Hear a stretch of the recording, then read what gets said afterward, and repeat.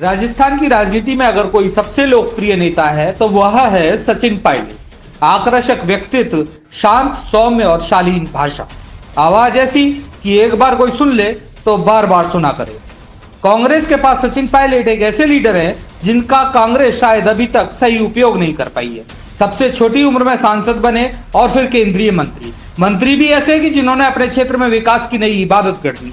जोश और जज्बा ऐसा कि जब राजस्थान में कांग्रेस 2013 के विधानसभा चुनाव में 21 सीटों पर आकर गिरी तो केंद्रीय आला कमान ने सिर्फ और सिर्फ सचिन पायलट पर ही विश्वास जताया और उन्हें कांग्रेस का राजस्थान में नेतृत्व सौंपा।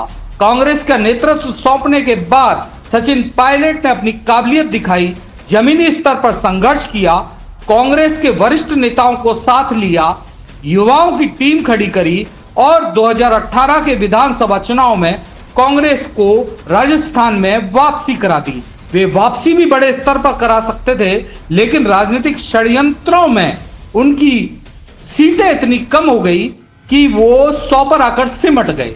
लेकिन इसके बाद उनको राजनीतिक षड्यंत्रों का सामना करना पड़ा और अंत वही हुआ जिसका सबको अनुमान था। कांग्रेस के वरिष्ठ नेताओं ने ऐसा चक्र रचा कि पायलट राजस्थान के मुख्यमंत्री नहीं बन पाए। इन षड्यंत्रों में पायलट ऐसे उलझे कि राजस्थान की राजनीति में केवल अभिमन्यु बनकर रह गए। अभिमन्यु की उपाधि इसलिए दी जा रही है क्योंकि अभिमन्यु उस चक्र में घुस गया था जिसको कोई घुस नहीं सकता था। पायलट उस चक्र में तो घुस गए लेकिन उस चक्र से वापसी नहीं कर पाए और स्थिति यह रही कि पायलट को पिछले 5 सालों में राजनीतिक रूप से राजस्थान के अंदर केवल संघर्ष ही करना पड़ा। शायद इस दौरान सचिन पायलट वह गलतियां कर बैठे जो उनकी राजनीतिक भूल मानी जा सकती है। पहली भूल उन्होंने तब करी जब वे पावर में आए। तब उन्होंने कांग्रेस के स्थानीय वरिष्ठ नेताओं को पूरी तवज्जो दी, या यूं कह लें कि हद से ज्यादा तवज्जो दी, और इसी वजह से वह नई लॉबी को उतना महत्व नहीं दे पाए जितना उन्हें देना चाहिए था। इसका परिणाम यह रहा कि 2018 के टिकट वितरण के दौरान वरिष्ठ नेताओं की लॉबी ने पूरी तरीके से सक्रिय होते हुए पायलट के चहेतों के टिकट काट दिए। पायलट के लोग पर्याप्त संख्या में विधायक नहीं बन पाए तो फिर उनके हाथ से मुख्यमंत्री का पद भी खिसक गया। कांग्रेस आला कमान ने उन्हें उप मुख्यमंत्री बनाया, लेकिन तत्कालीन मुख्यमंत्री अशोक गहलोत ने ऐसी रणनीति रची कि पायलट जैसा संवेदनशील नेता भी अपना धैर्य खो बैठा और उसने यह घोषणा कर दी कि गहलोत सरकार राजस्थान में अल्पमत में है। यह शायद पायलट की दूसरी भूल थी जिसमें उन्हें खासा राजनीतिक नुकसान पहुंचाया।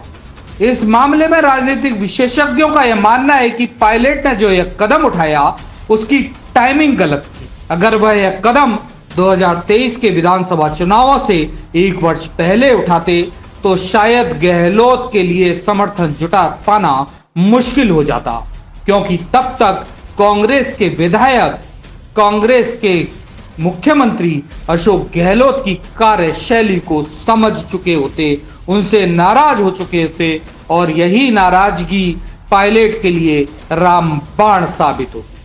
पायलट की तीसरी गलती यह रही कि उन्होंने राजस्थान की 200 विधानसभा सीटों पर उस स्तर पर काम नहीं किया जिसमें वह आला कमान के सामने 200 विधानसभा सीटों पर एक लिस्ट रख सकते जिसमें मजबूत दावेदार होते, जातीय समीकरण होते, उम्मीदवारों की स्थिति होती और बड़े नेताओं का विकल्प भी होता। और शायद इस मामले में पायलट पूरी तरीके से चूके और इसी का परिणाम रहा कि 2023 के टिकट वितरण में भी वे अपने लोगों को उस संख्या में टिकट नहीं दिला पाए जिसकी आवश्यकता थी, जिसकी राजनीतिक महत्व था। पायलट की एक सबसे बड़ी भूल गांधी परिवार पर अत्यधिक विश्वास करना भी था। राजनीतिक विश्लेषकों का मानना है कि पायलट इस भरोसे में रहे कि केंद्रीय आला कमान उनके पक्ष में फैसला आसानी से लेगा। ऐसा हो नहीं सका और ऐसा हो भी नहीं सकता था क्योंकि राजस्थान में गहलोत इतने पावरफुल हो चुके थे कि उनके आगे गांधी परिवार भी खुद को असहाय महसूस कर रहा था।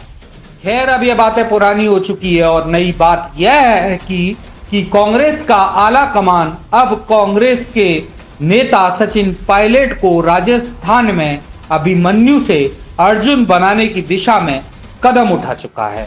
केंद्रीय आला कमान ने राजस्थान में पायलट को राजनीति का केंद्र बना दिया है।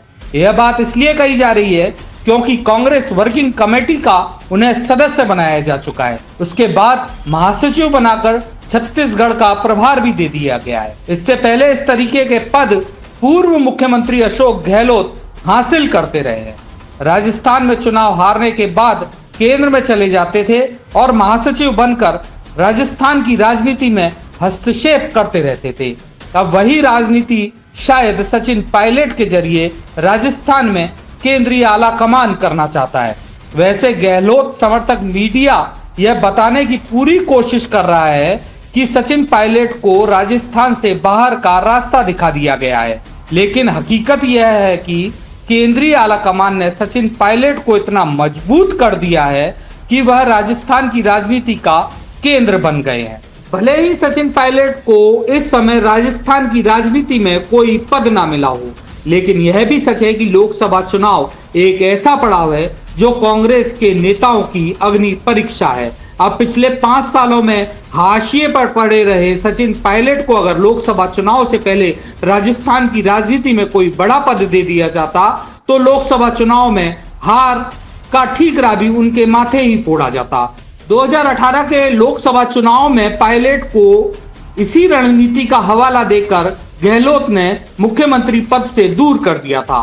अब शायद केंद्रीय आला कमान लोकसभा चुनाव में भी हार जीत का ठीकरा गहलोत के सर माथे ही रखना चाहता हो और इसी के बाद ही राजस्थान में नेतृत्व परिवर्तन का मन बनाकर बैठा हो। लेकिन यह बात पूरी तरीके से निश्चित है कि राजस्थान की राजनीति में सचिन पायलट एक बार फिर नेतृत्व की कमान संभालेंगे। वे अभिमन्यु से अर्जुन बनेंगे। धरा डिजिटल के लिए पीयूष प्रत्यक्ष की रिपोर्ट।